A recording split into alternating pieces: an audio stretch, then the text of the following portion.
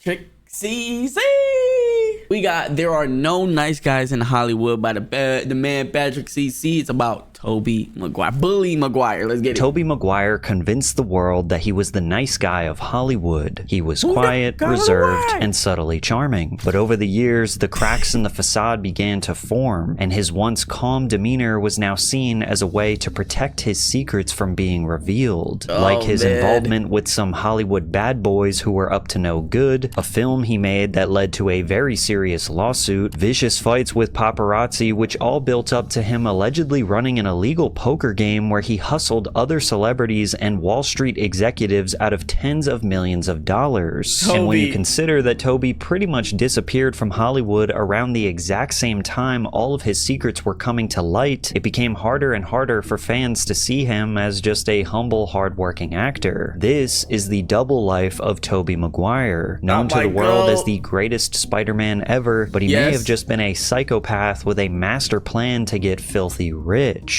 Starting with how he claims to be a childhood prodigy destined for greatness, even though it was technically his friendship with Leo that made him a household name. In the 1980s, Tobey Maguire's mom, Wendy, offered him $100 to study acting instead of becoming a chef. What? His friendship with Leo that made him a household name. I need to hear In the that. 1980s, Tobey Maguire's mom, Wendy, offered him $100 to study acting instead of becoming a chef. Bro. All right, bro.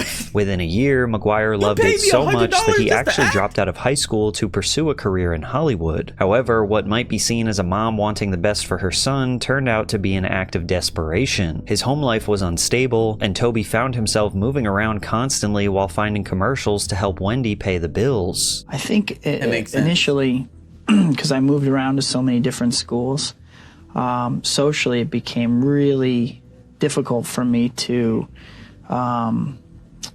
integrate into the school and the social thing with the kids, and I became really well. In sixth grade, I remember I went to school in Palm Springs, and I got like morning sickness for the first month.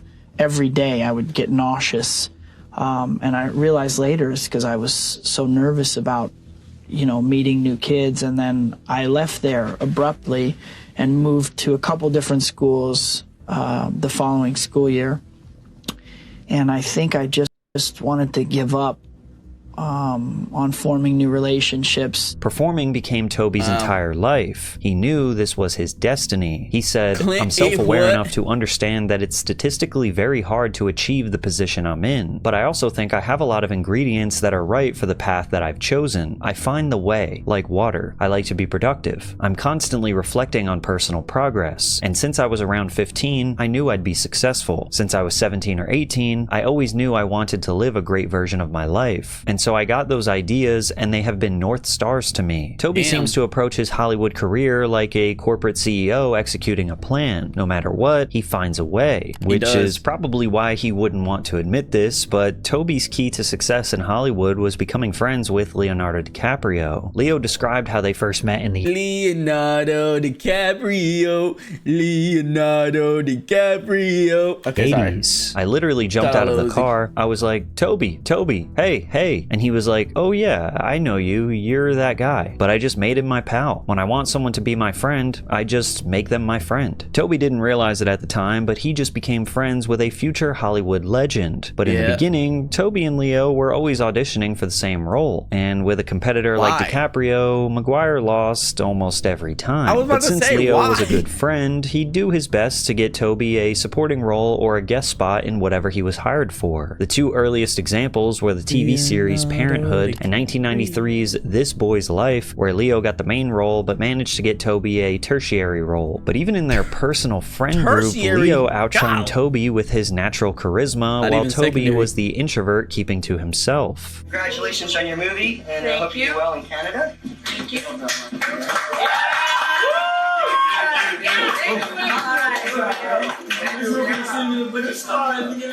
Okay, I know. Hold on. Mr. Maguire, you're not saying words. Token black guy in here somewhere. Ready?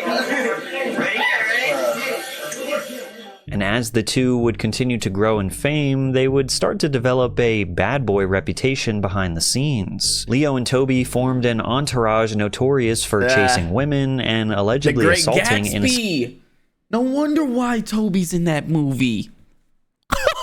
people. It became so controversial that they would try to remove any evidence that this ever existed, because if anyone was able to validate these stories, it had the potential to destroy their careers. By 1993, Tobey Maguire got a taste of— You know what's crazy? I didn't even know there was really boys like this. This is surprising to me. Fame before he even got his first big break, all because his best friend had just starred in What's Eating Gilbert Grape alongside Johnny Depp. While it didn't make much at the box office, the biggest names in Hollywood were now familiar with DiCaprio. Suddenly, Tobey found himself doing ride-alongs with Leo where they would go clubbing, hit exclusive restaurants, and experience what it is like to be members of the industry's upper class. The inner circle consisted of Tobey, Leo, Lucas Haas, and Kevin Connolly, but it also included aspiring or soon-to-be megastars like David Blaine, Jay Ferguson, Josh Miller, Ethan Suplee, and Scott Bloom. As DiCaprio continued to get more and more famous through movies like The Basketball Diaries, The Quick and the Dead, and Romeo and Juliet, all of the young guys around him elevated in fame just for being his friend. The only person who claimed to hold on to his own identity was Tobey. He refused to talk too much about his relationships and made serious efforts to look as polite as he possibly could on camera. Now, how do you get involved with those creeps? Bunch of punks. Are you really good friends with Leonardo DiCaprio? I've been friends with him for years, like 12 years. Yeah, you're on his level. But I have even talked to David Blaine about this. He said, hanging out with Leonardo DiCaprio, my whole identity got lost. I became Leonardo DiCaprio's friend and part of his posse, and it was very upsetting. Screw that. That didn't bother you. You don't find that bothersome? I've always been the like independent, quiet one. And Here we go. I keep myself separate in terms of like press and all that, and you know, otherwise I'm just his friend. And I understand what David's saying. There's definitely, he gets a lot of attention. You know, the guy's very magnetic. He's like Marlon Brando or something, you know. And as a result, he started building his own star power, like his roles in The Ice Storm and Deconstructing Harry. Directors and producers picked up on his quiet demeanor. And then Sam Raimi's Spider-Man. We'll meet again, Spider-Man! And he started being typecast as a quiet and reserved nerdy guy in larger films. According to Kevin Connolly, Leo was definitely the ringleader, but Tobey was also a superstar in the making. Even like Tobey was a guy who was just always right. And they were like, all right, this guy, he was just like, his picture was just on everybody's wall. Like, the right thing is going to come along. Yeah. He's a guy that his career was inevitable. The years 1997 and 1998 were the first golden era for Tobey Maguire and Leonardo DiCaprio. Leo's latest film, The Titanic, essentially made him the world's most popular actor for several years. His part as Jack Dawson made him a global symbol. Meanwhile, Tobey had finally made his way into major award-worthy films with a brief but... That shit pissed... Okay, hold on, y'all. That shit pissed me the absolute fuck off, bro. What do you mean you're cold? This nigga is in ice water in the ocean and you're on a door. Memorable part in Fear and Loathing in Las Vegas, and a starring role in Pleasantville alongside Reese Witherspoon. Neither was an absolute blockbuster like Leo's film, but both became cult classics that fans obsess over. He was also in the process of filming Cider House Rules, a movie that would go on to win 8 Academy Awards and get 30 nominations. Now, for most actors, this would be a dream come true, but Tobey's relation... Sorry, guys, I need to take a break. And since we're talking about nominations, Sinners better win some fucking awards. That is one of the best movies I've watched in a very fucking long time. It better get some fucking awards. Relationship with Leo was about to threaten his nice guy persona. And according to people who worked... I mean, like, literally the only type of movies that I watch, or the only movies that I buy right after they come out, or as soon as they're released after the theaters, are Spider-Man movies. So the fact that I bought Sinners the moment it became available on digital, it tells you something, bro. I promise you it does. That movie was so fucking good. Closely with him, he was willing to do anything to make sure his true nature remained a mystery. In 1998, New York Magazine published an expose article titled Leo, Prince of the City, which was about DiCaprio, Maguire, and the rest of their friend group. The group was infamously named as the Pussy Posse, although actor Kevin Connolly vehemently denies that they gave themselves this name. You were very famously a member of the posse. Yeah, or what channel is this? Leo DiCaprio, Tobey Maguire, David Blaine, all these guys. Who got the most in the posse? Well, listen. First of all, if Probably I could DiCaprio. set that straight. Yes. That was there was a New York Magazine article written years ago, and the writer of the magazine coined that phrase. Got it. You guys didn't coin yourself that. With my hand on the Bible, I swear to you, never, ever, ever, in any capacity, have myself or any of our friends ever referred to ourselves as the posse. This guy wrote it, and it stuck. Now, according to the journalist, Nancy Sales, the P Posse wasn't a name she had come up with herself. It was just something she kept hearing when she would follow closely behind members of the group. In her own words, the group's core members constitute a frat house of young men, some of whom are actually famous, like Leo. There's Lucas Haas, who has not yet become Leo, and Tobey Maguire, the pensive youth in the ice storm, who is perhaps waiting to. She also went on and described Leo's insane star. Yo, she low-key chopped you up, Toby. She low-key chopped you up, bro. You gotta get your get back on her, bro. Power, where he would get into clubs where Mariah Carey would have to wait in line, along with a growing group of friends in the outer circle who would buy him drinks as soon as he asked for them. Without being able to reach Leo directly, Nancy would have to rely on information from bartenders and waitresses. One of them stated, "He does not teep. He gets his friends to go to the bar for his drinks. He was in here with Julie Delpy. I could not understand it. She's a very nice girl. French. He is cheap." In return for their loyalty, Leo would pay his friends back using his fame to improve their careers, like how he appeared on TLC with David Blaine to help him promote his very first TV special. When you did magic to me, at that party, it was right in front of my face. It was, one-on-one. I couldn't help but be interested again. So, why? Hold on, bro. I didn't know. I'm being so dead ass. I didn't know Leonardo had a hand in making so many of these niggas famous, bro. I really didn't. I thought David Blaine was like some street magic guy, and then so happened to a producer found him and gave him his own show or some shit, bro. Doing a TV special. I mean, I'm curious. How do you think your stuff is going to translate? It's so different than what's been done before. I don't work with fancy props. There's no beautiful showgirls. There's no elaborate sets. I work with people. It makes the magic spontaneous.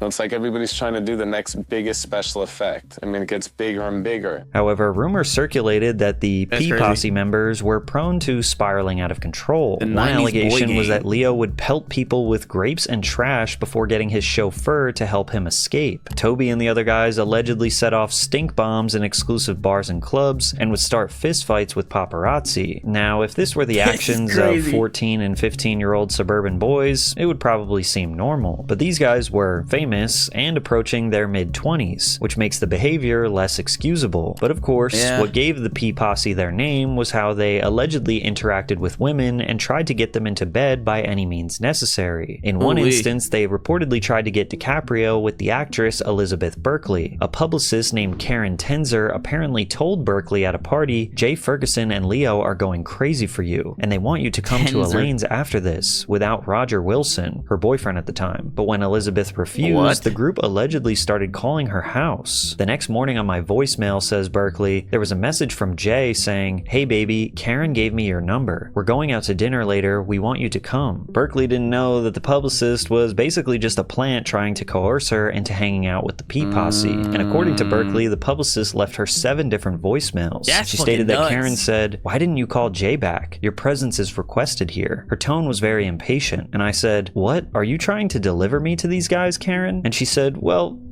at this point, Berkley was obviously scared and decided to involve her then boyfriend, Roger Wilson. Wilson told New York Magazine that he tried to set them straight without escalating the situation. "I know you guys are having a great time and the town is your apple, but not this part of town. I don't know how this got started, but I'm just asking you to please not call my home again. And Elizabeth has asked please that you not call her again, okay?" According to Wilson, one of the boys from the posse lashed out saying, "We'll call whoever we want, and if you don't effing like it, then why don't you come down here and tell us to our face?" Unfortunately, it did escalate, and it got to the point that the posse allegedly confronted Wilson in front of a hotel, punched him in the throat, and then ran off to avoid ruining their reputations. And even though this was a massive expose on one of Hollywood's newest stars, nobody ever corroborated these stories. There was nothing in Nancy story that could prove it was true without some kind of physical evidence. However, there was something that came out later that did have some people thinking those allegations might hold some weight, and it came in the form of a short film called Don's Plum, which was so bad that it actually led to a lawsuit where Tobey and Leo gave sworn depositions. Whoa. Don's Plum was filmed in 1995, and it was an extremely weird indie film where Tobey and Leo act like extremely cruel young guys to women. Stop looking at me like that. I'll throw a bottle at your face, you goddamn whore. But what made it interesting was that it was scarily similar to Nancy's claims in the P-Posse expose article. The indie film followed young guys in their 20s who met at a diner to complain about life, flirt with women, then insult those same women, insult each other, and the conversations slowly devolve into awkward power games and emotional manipulation. The cast even reflected the dynamic of the posse in real life. Leo was in the center as Derek, but the character was highly judgmental and insulted people for their sexual orientation or race, also frequently using the F slur. Meanwhile, Tobey was in a supporting role as Ian, a shy and reserved guy who would laugh at Leo's jokes while secretly wishing he could shamelessly sleep around and get his 15 minutes of fame. You want to go do That's nasty. I want to go do sandwich flow. See? I have a bread. You're good. What the? Lettuce shredded up. You know, the usual. And Anyway. you want very well done chicken. Why they making her talk like this? This is kind of crazy. Right, not They got her talking like a fucking who's Anna Faris in Scary Movie, bro. Okay, sweetie. Okay. Just Okay. crunchy. Okay. Just like you. Crunchy. That's interesting. Go put that order in, Flo. Okay. All right, babe. I'm Love so ya. happy you're here. Go, Flo, go. Out of here. Hello? Send her back to sea, bro. That chicken's fat. By the end of the night, nothing is resolved. The characters are just left sitting in their own What in the ugliness, hell is stripped this of shit, the bro? cool, mysterious image that they think they are projecting. Now, of course, Don's Plum was technically a work of fiction. It was allegedly just an improvising acting exercise, with Leo and Tobey never thinking it would ever be released. According to the producer and director, Dale Wheatley, as well as his co-producers, the possible release of Don's Plum made Tobey lose his mind. After hearing about the first version of the film that was intended for release, Tobey allegedly got his manager involved to try and remove any of the improvised lines that would hurt his image as an up-and-coming actor. I believe Tobey and his That's manager nasty. wanted to view. I mean, I knew Tobey was a bully. That's why he got the name Bully Maguire. But like, damn, nigga. I shouldn't have watched this video, bro. This nigga's exposing my goat, bro. the movie to make sure that Tobey's performance My favorite was up to Spider-Man, par, bro. that it supported. Oh, Miles is my that favorite. He's a really good actor. I think they had some maybe. But to be honest, Shameik, bro. Because I'm like, bro, Tobey was my favorite live action Spider-Man. Miles is my favorite, like, Spider-Man in general. And hopefully he's coming to live action. Please put Caleb as Miles or Miles Brown. It would make a lot of sense for Miles Brown to be Miles Morales, but Caleb would be amazing too. That's actually, Caleb is my first choice. But what I'm saying is, Shameik also got his shit too, bro. Shameik also got his shit too, bro. Like, that nigga, the whole Haley Steinfeld thing. But you know what? I'm glad they're making the movie. Some concerns that he came across a little bit weak on film. And there must be some truth to this allegation because Tobey would end up shooting additional scenes after that dinner table scene to make him look. But to be fair, I'm sorry I'm pausing it so much, y'all. To be fair, the only thing you can say about Shameik is that he hopelessly went after a taken girl. Well, I don't think she was taken at the time he was going after her, but he didn't stop after finding out she was taken. Tobey, on the other hand, oh my lord. Even better. But after the first screening, Maguire did everything he could to shut it down before it went global. He started suggesting that there was shady business about Don's Plum and that he had a problem with that, and he felt like we were withholding from him and from the others information that they should know about, and that we haven't been on the up and up from the beginning. And Artie was kind of having none of it, and Artie was like, what do you really want? Tobey, why are you here? Why are you really here? And the thing started boiling up, probably as the macaroni was boiling up. And finally, Tobey loses it. He comes completely undone and he starts screaming, I want Don's Plum to burn! And he's screaming and his veins are coming out on his neck. And it was just rage pure, unadulterated rage. Leo seemingly felt the same way, and he allegedly made the posse turn on the director in a private meeting. In a way, life was starting to imitate art. Leo was becoming more and more like Derek, the way he acted, the things that he said. He knew that we had been already invited to Sundance. He goes, this movie isn't going to be in Sundance. My agents run this town and they run Sundance, and believe me, that movie's not going to be in Sundance. Your movie's not going to be anywhere. My agents run this town. In response, Dale Wheatley's legal team eventually had to get involved to save the film. What followed was a countersuit from Tobey and Leo, claiming that Don's Plum was supposed to be a short film and they had been lied to from the very beginning. But when Tobey finally got the chance to speak up and give his deposition, he didn't say much, and he always looked as if he was hiding something. Did you voice any type of objection to Don's Plum being anything more than a short? I don't recall. I don't Did recall. you hear anybody else object to that? I don't recall. On the other I hand, don't Leo recall. was much more straightforward that this was nothing more than improvising, not a real film. I never had any intention of doing a feature film. The agreement had always been that this was a short film. I would never go in for one night and improvise with my friends and make a feature film.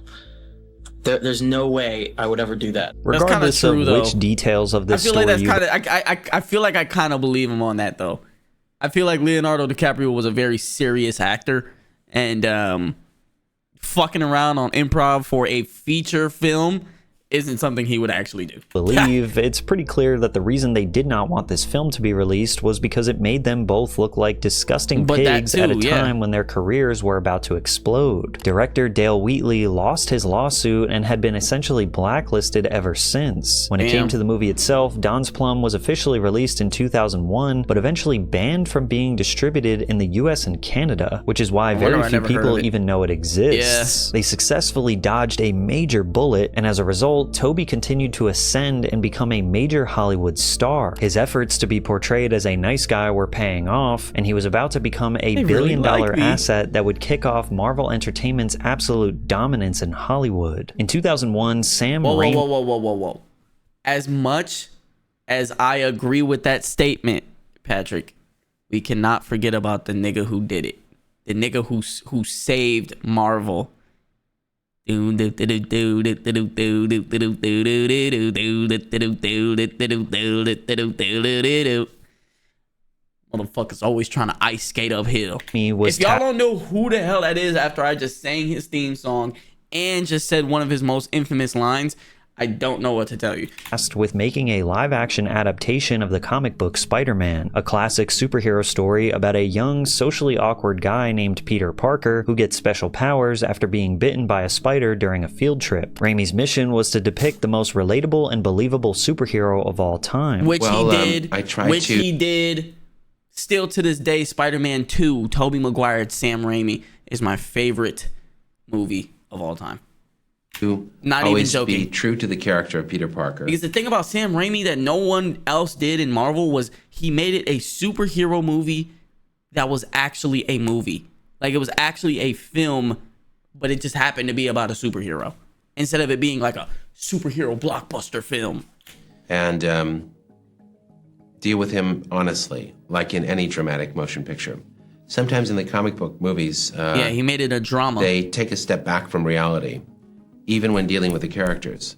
But I decided to take a different approach and make it as real as possible. Exactly. So that the audience believed that they could believe in this hero, in this man. Exactly. And that's why it's such a good fucking movie. That was really my guide all the way through the performance pieces. Some actors considered for the role included DiCaprio, Freddie Prinze Jr., Jude Law, James Franco, Jason Schwartzman, Jake Gyllenhaal, and Heath Ledger. However, Raimi felt the only logical choice had to be Tobey Maguire. In Sam's mind, I think I was Imagine the guy Leonardo DiCaprio being Spider-Man. What the actual fuck? I knew about Heath Ledger and I knew about James Franco, but he decided to make James Franco Harry instead of Peter. Studio, I remember that. Wasn't sold on me immediately. And when they weren't sold on you, isn't it true he went and shot some film with you to prove to them that you'd be a good Spider-Man? It was a bit of a process, but first we did like an audition on videotape in a little room, and they got it. Took them a couple weeks to see it. Were you insulted? my ego was rubbed a little bit, you know. And once Tobey got the part, it was clear this was the role he was born to play. He captured the spirit of the everyday kid and was able to share a kind of vulnerability on screen that made guys in high school empathize with his character. A lot of young guys can relate to the loss of a father figure and struggling with adolescence. I don't think he did anything better. A superhero, but as you said, he's or anything normal, bigger. Sorry, not better. kind of ordinary kid who's an underdog. I love underdogs, you know. He gets picked on by the bully. He doesn't know how to share himself with the girl that he has great affection for. It's difficult for him. On the other hand, the movie was able to share action sequences that were fun and didn't take themselves too seriously until it was necessary. As much as Tobey Maguire was perfect for Spider-Man, a lot of the credit goes to Sam Raimi for understanding that Tobey had a true talent for looking innocent and shy. Spider-Man was a coming-of-age film just as much as it was a superhero movie. And even with a massive budget of about $139 million, it managed to rake in over $800 million at the worldwide box office. Tobey is just a childhood hero of mine. No matter how great Tom acts, Tobey's just the greatest in my heart, with massive critical and box office. Look, I'm gonna say this, right? Y'all don't have to agree, and if you do agree, then you get it, right? Tom Holland is the best Peter Parker. Andrew Garfield is the best Spider-Man. When that nigga puts on his suit, you can see his emotions. His quips were top tier. He was the best Spider-Man. Tobey Maguire was the best at doing both. He was a really good Peter Parker, and he was a really good Spider-Man. I'm sorry, y'all. I have to say it.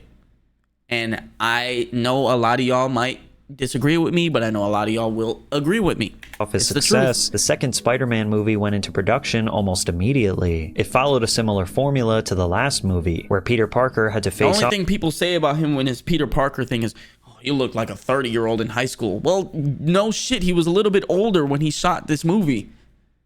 And that was before they started doing that makeup to make niggas look younger. For real.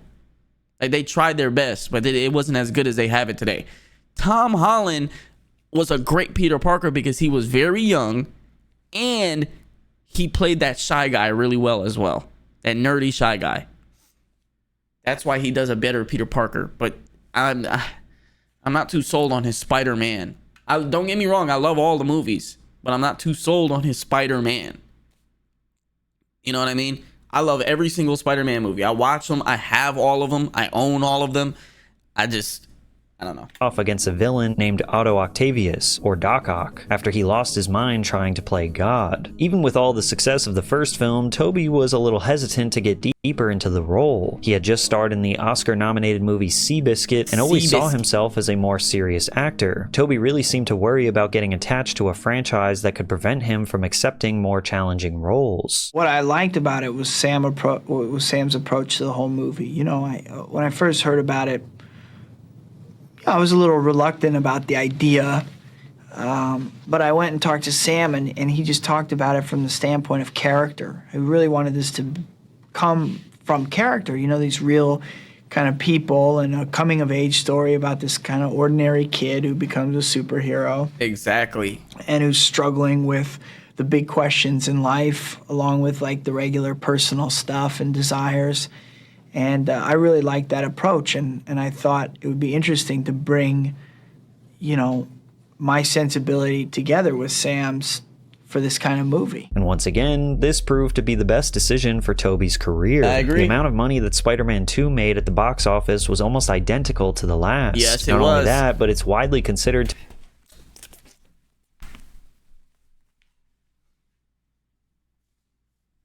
What did I say? What did I say? What did I say? This is before I even knew this article even existed. I said that. I said my favorite movie of all time is Spider-Man 2.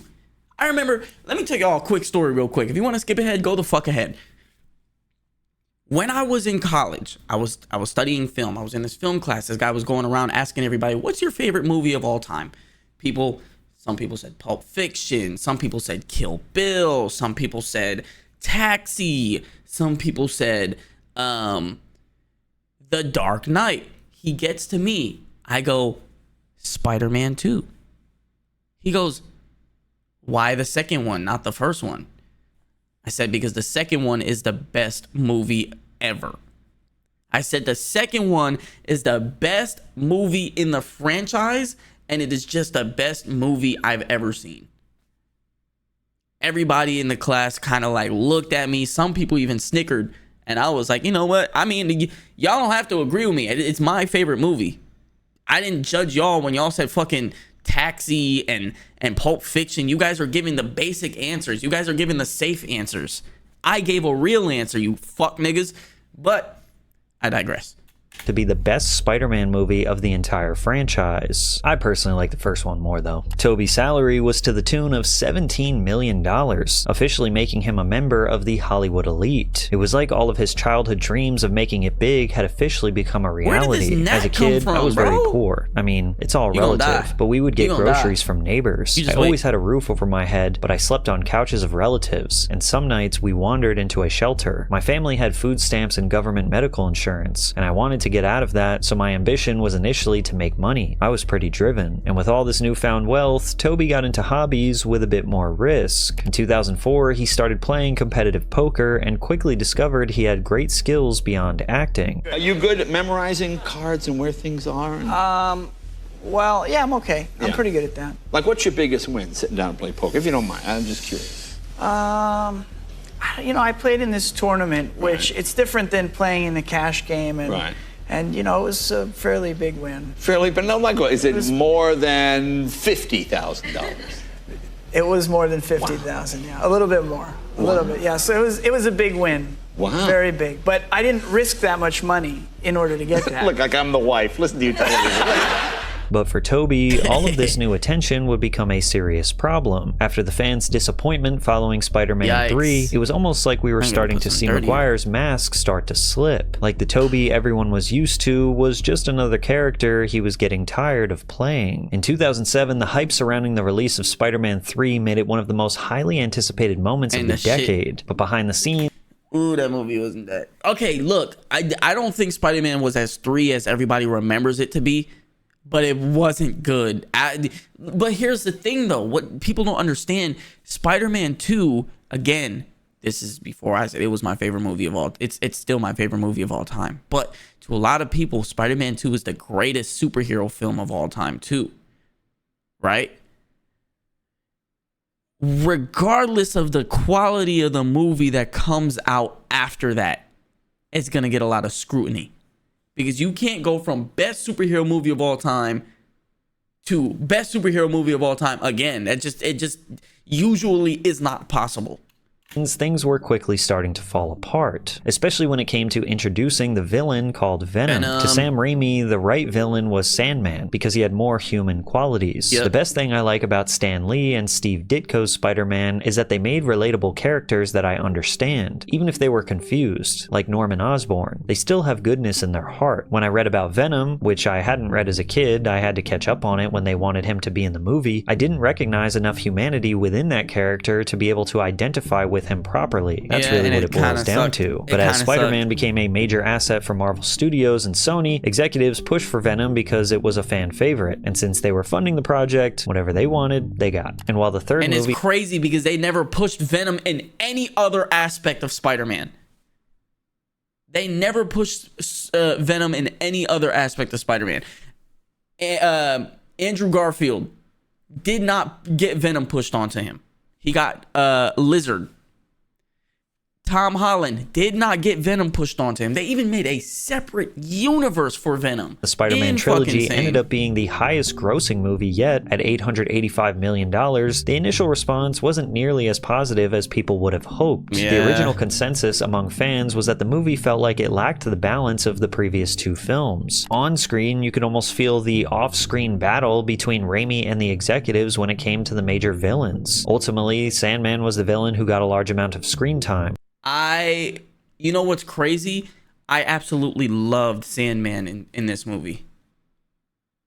I did. I think if they kept it as letting it be Sandman, I think this movie would have fucking thrived.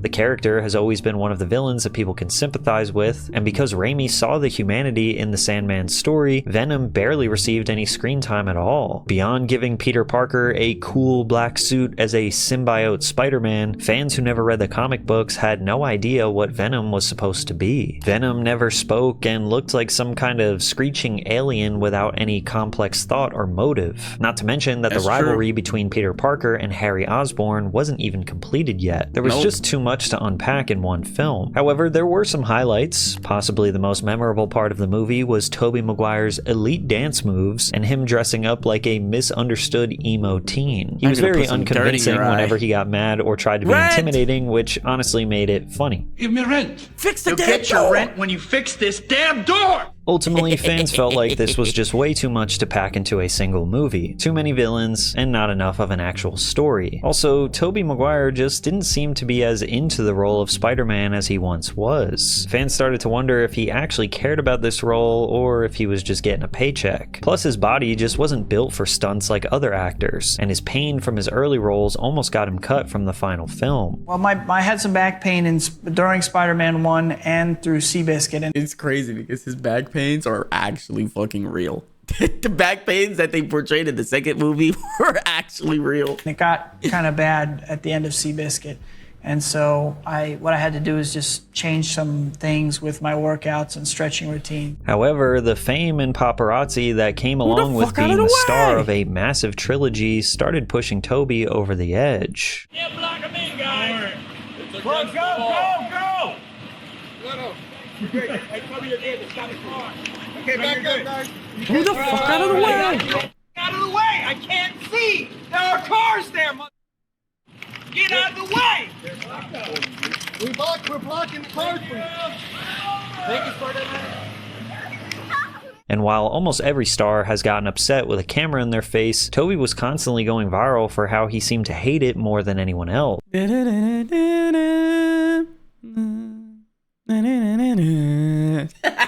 those like when he got physical with a man who was filming him walking on the street.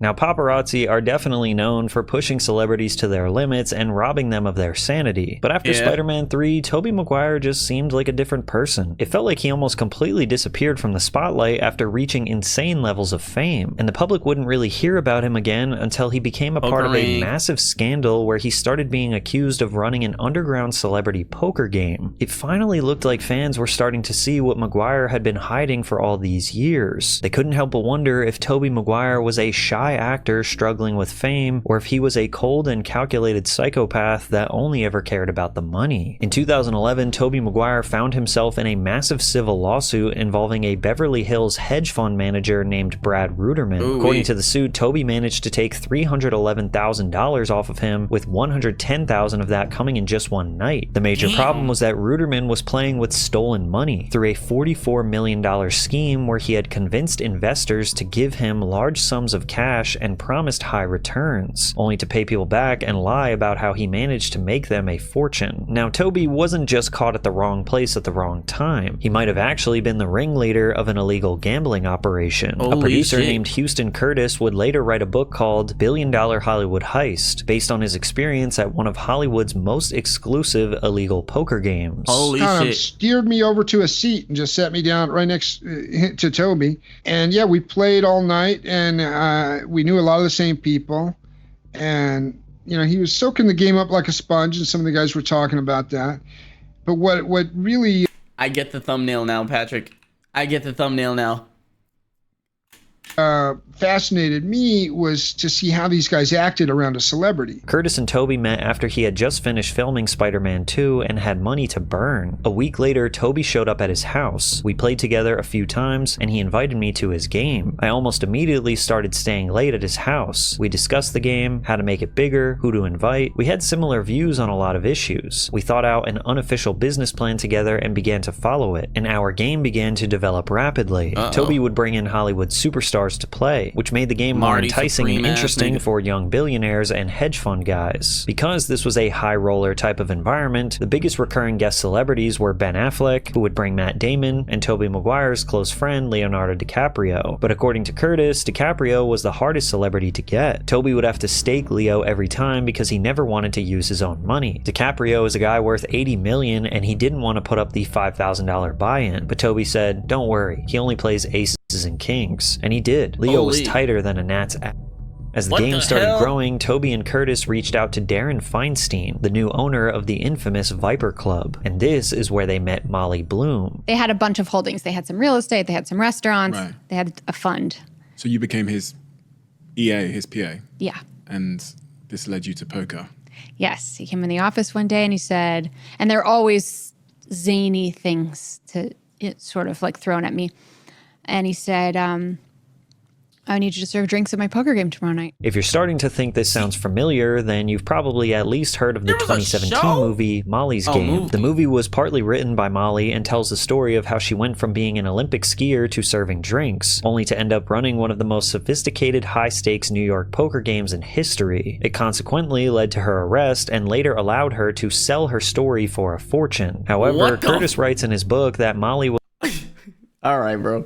Was essentially just a pawn in a much bigger game that she didn't understand. He told us that he had a pretty assistant who could serve the drinks, and Molly turned out to be a diligent student. I don't mean in playing poker, she's never been interested in that, but she perfectly remembered the drinks preferences of the guests and took contact details from everyone. Then she and Darren had a fight, and she complained about him to one of the players she was dating at the time. The film emphasizes that she never had a relationship with any of the players. Okay. I'll try not to comment on that, but let's say it amused me a lot. In short, they came up to us, said that Darren was trying to take the game away, and threatened to hold it elsewhere the next day. And if you've seen the movie Molly's Game, Player X, played by Michael Cera, is a calm, calculated, seemingly nice guy, but he is conniving, rude, and secretly at war with Molly. Player Tobey Maguire. X is rumored to be depicting the real-life Tobey Maguire. Allegedly, Tobey became the brains of the operation, and he felt that a $5,000 buy-in was just far too low. The game was very accessible. Many dreamed of playing at the same table with Tobey or Leo, and for that experience, at that low price of $5,000 was pretty insignificant to them. Some players were already managing to rebuy twice within the first round. We didn't invite people in off the street and understood that no one would leave after losing $5K in 5 minutes. This scheme seemed perfect to me, but Tobey decided that everything would work the same way for bigger money. We raised the blinds to $200, $400, and the buy-in to $50K. From a profit-oriented perspective, Tobey was right. The $50,000 buy-in made the game seem even more elite and exclusive. In Curtis's book, he talks about making millions of dollars, but admits that Tobey was always the star player who came out on top. Tobey was winning an average of $1 million a month for 3 years. That is, he has earned about $36 million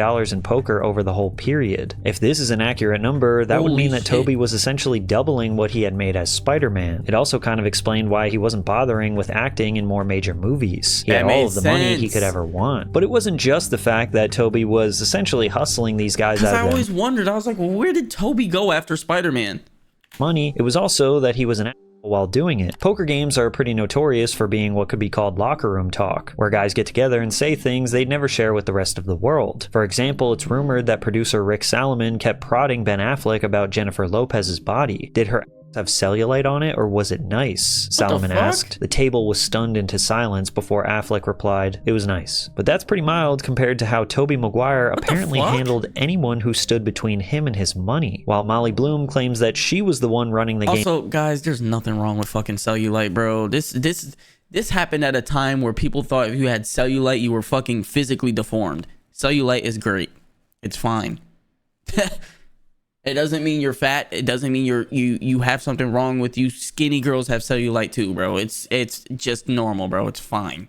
In LA, Curtis said that Tobey saw her as more of a low-class leech. She was reportedly taking home over $30,000 in tips alone every night. According to Curtis, Tobey would go into fits of rage thinking about Molly and how she didn't deserve to be there. At one point, he apparently tried making her bark like a seal for a $1,000 chip. She wouldn't do it, but he still gave her $1,000 that night. $1,000 was his insult tip. But Molly wasn't Tobey's only victim. Curtis himself was losing money from the devaluation of his house house, the loss of a $4 million distribution deal, and other major losses in Vegas. After a rough phone call, Maguire offered to loan him $600,000 to continue playing until he paid him back. But after Curtis offered to pay it back by the end of the year with 10% interest, Tobey allegedly said, "I own you now, and I'm going to make so much effing money this year at poker." Unfortunately for Maguire, these were his famous last words. The poker game blew up after the arrest of Brad Ruderman, and the lawsuit later forced him to pay $80,000 to Ruderman's victims. The game was over.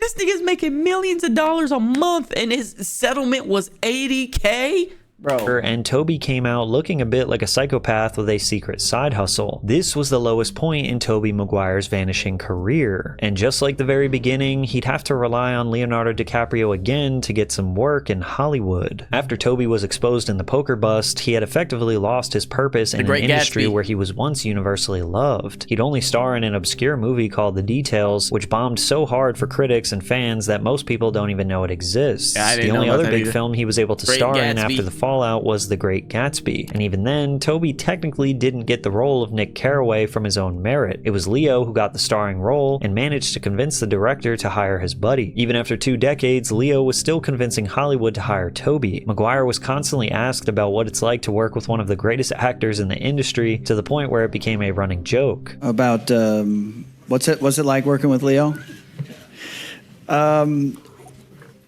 What? Got it. Maybe I'll take that part first and work backwards a little bit. To make matters worse, The Great Gatsby was arguably one of the least successful films that Leo had ever made. Yep. See? Dollar Shave Club just has great razors at a great price and no bull. Stupid ass commercial.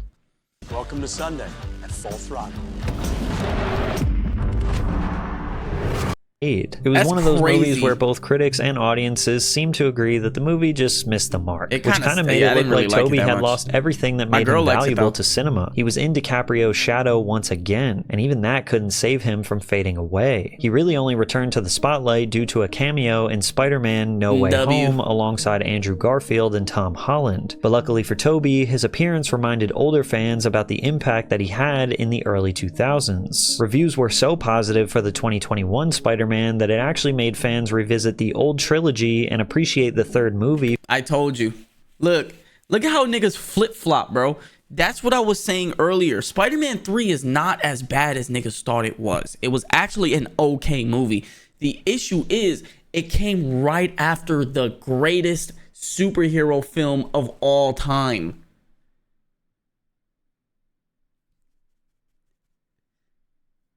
For what it was. People started to laugh at Tobey's insane behavior in the third film, and a viral meme trend emerged called... And I just hate that this happened because the fourth movie didn't come out because of the critics and the fan reaction to Spider-Man 3. So there wasn't a fourth movie. But if niggas just appreciated it like they do now, at the time, there might have been a Spider-Man 4. Bully Maguire, where fans would make compilations of their favorite clips of Tobey remixed into new scenarios to make it seem like Maguire is bullying other characters. I don't want to see you anymore.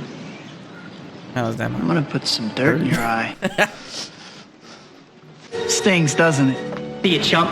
The swagger and confidence of Bully Maguire is top-notch. But Spider-Man No Way Home didn't mean Tobey was back. He is still a rare sight on the big screen. He's only acted in 6 films in the past 15 years. And while he hasn't been in many starring roles, he still produces films on the side. Because Tobey has remained quiet and somber his entire career, we constantly have to fill in the gaps to figure out who this guy truly is. Whether Tobey was a shy actor crushed by fame, or a calculated player who beat Hollywood at its own game, depends on how you interpret his silence. Because Tobey didn't necessarily have this massive public downward spiral, nor did he beg for redemption. He just kind of disappeared and only comes back when it's convenient for him. Maybe that's what makes Tobey such a great poker player, because he knows when to fold. Hollywood and poker are very similar. The people who bow out early aren't necessarily losers, but just those who figured out it's only going to get worse if you keep going. It's kind of crazy that Spider-Man's best friend, Harry Osborn, was played by James Franco, considering his real-life Hollywood downfall ended up being way messier than any villain arc. But if you want that full story, check out this video. I remember that. Fucking insane. But hey, man, Patrick, I'm catching up, bruh. I'm catching up, bruh. I'm catching up. I watched your brand new video. I watched your video from the week before. And then I'm going to watch your video next week. I'm catching up, my man.